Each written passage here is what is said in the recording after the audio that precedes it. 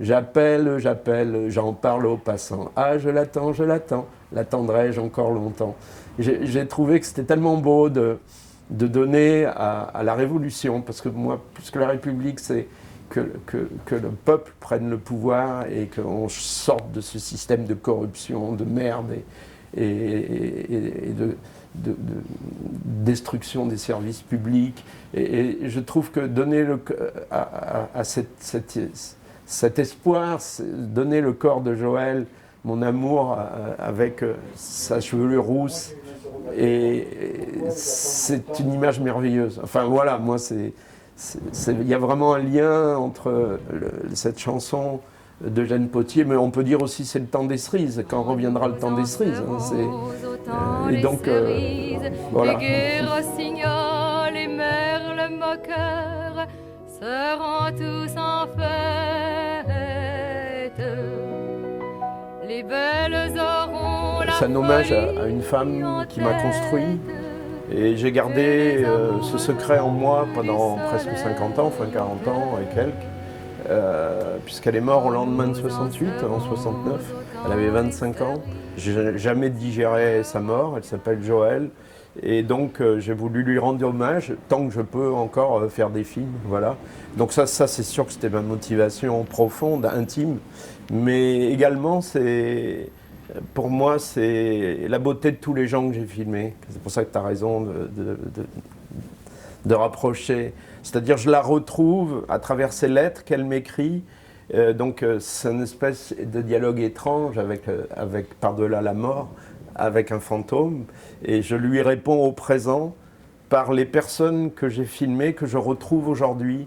Et de voir comment elles aussi n'ont pas continuent leur même passion. Ça a peut-être évolué, mais ils sont toujours là, ils sont toujours beaux. Et c'est vraiment un hommage à la vie, à ceux qui luttent, à ceux qui sont debout, qui ne se couchent pas. Alors quand tu as filmé la période des années 70-68, tu étais dans le bain des mouvements. Ouais. Et là, avec les Gilets jaunes, est-ce que, derrière ta caméra, est-ce que tu étais dans la même attitude ou tu étais plus à recevoir de l'information, à essayer de comprendre ce qui se passait J'y suis allé, il faut être honnête, j'y suis allé seulement le 10e jour. J'y suis allé le 8 et 9 décembre.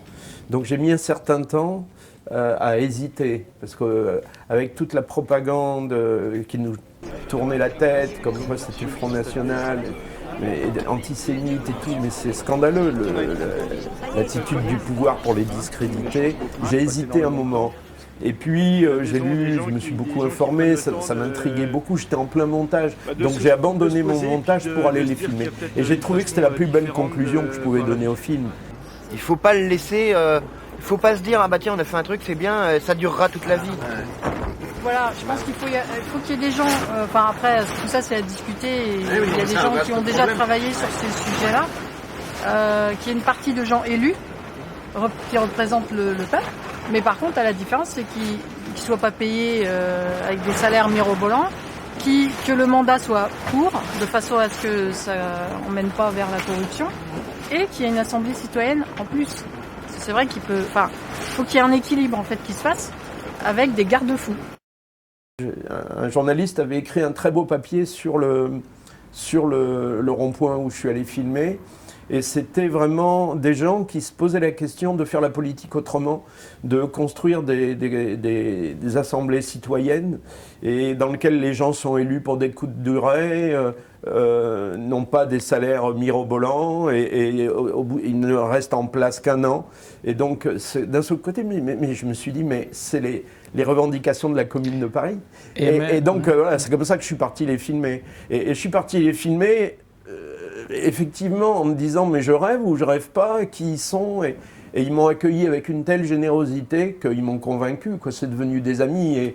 Et à la fin, j'ai cette belle prise de parole de Fabienne qui dit qu'il faut dans la politique, on soit comme les artistes, il faut qu'on ose se remettre en question, réinventer la politique constamment. Et j'ai trouvé, mais c'est merveilleux que des gens comme ça existent en France, quoi. Donc voilà, j'ai voulu leur rendre justice, mais c'était totalement inattendu. Quand j'y suis allé, j'étais pas sûr du tout que je me trompais pas, voilà. Quand j'interviewe à la fin le petit Nicolas, là, devant la tente, qui dit, voilà, 50 ans après, il faut tout reconstruire, ils ont tout démoli ce que nos parents avaient essayé de gagner en 68. Et pour moi, c'était évident que c'était la même histoire que ça écrivait. Et donc, moi, sensitivement, tu sais, quand on filme, c'est ce qui nous vient des gens, et j'ai retrouvé la même chaleur humaine, la même fraternité. Peut-être ce qui a changé, et ça je le montre dans le film avec peut-être un brin d'humour, parce que moi-même, c'est triste qu'on en arrive là. C'est-à-dire, au début du film, les copains au piquet de grève chantent l'Internationale. Il y a une Internationale superbe qui vient spontanément des gens, quoi, qui n'est pas un truc sur haut-parleur, sur des musiques enregistrées. Non, c'est les gens parce qu'ils ont empêché un vote à bulletin secret organisé par la régie Renault. Pour leur demander de reprendre le travail sur les accords de Grenelle. Et ils ont déchiré, et ils ont brûlé les bulletins, et il y a un feu de joie, où ils dansent autour du feu de joie, et ils chantent l'Internationale. Et moi, c'est une Internationale, chaque fois que je l'entends, j'ai la chair de poule, parce que tellement elle est belle, quoi, elle vient du cœur. Et à la fin du film, avec les Gilets jaunes, ils chantent la Marseillaise, et beaucoup de gens m'ont dit, ils la chantent faux.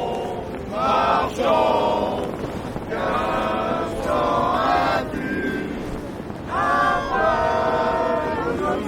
On est en France, on ne cède pas, on ne capitule pas, on n'est pas à genoux.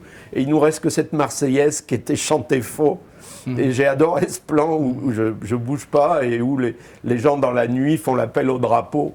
C'est à la fois aimant et en même temps triste qu'on en arrive là, où il n'y a plus de... Quand j'interroge Nicolas, c'est quoi le but de la lutte? C'est d'avoir un peu des meilleurs salaires et moins de taxes. Et tu as envie de dire, non, c'est de changer le monde, changer cette société, donner le pouvoir aux travailleurs, au peuple. Et si j'étais frappé de cette... Et puis je me suis beaucoup battu au milieu du film pour mettre une troisième référence pour moi qui était essentielle, qui était NTM, Qu'est-ce qu'on attend pour foutre le feu, qui était vraiment l'hymne de la jeunesse des quartiers populaires au moment des émeutes de 2005, c'est-à-dire le film raconte une histoire qui va de l'Internationale à NTM et aujourd'hui à la Marseillaise. Ça raconte quelque chose. Je suis documentariste, donc j'ai pas... C'est au public d'en tirer les leçons. Moi, je veux rien... Comment dire, j'ai aucune leçon à faire. Moi-même, je suis interrogatif, à la fois triste que le monde aille si mal et que nos luttes ont été cassées, mais en même temps admiratif de ce qui reste de fraternité. Et d'ailleurs, Nicolas, le même, dit très bien à un autre moment, il dit, en fait, Macron, il nous a redonné notre fraternité. Je trouve ça formidable.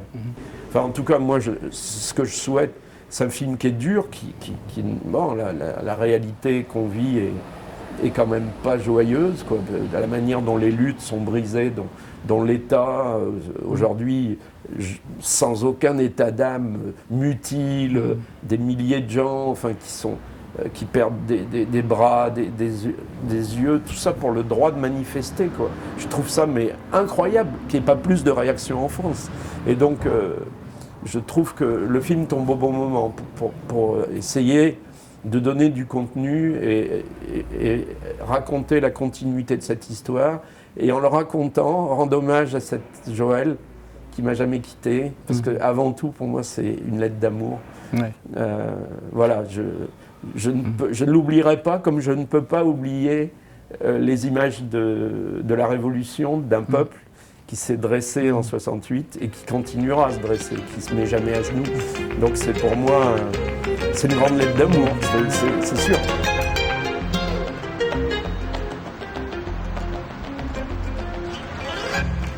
J'aimerais, mon amour, que tu découvres avec moi ce solo qui incarne tout ce que nous rêvions ensemble.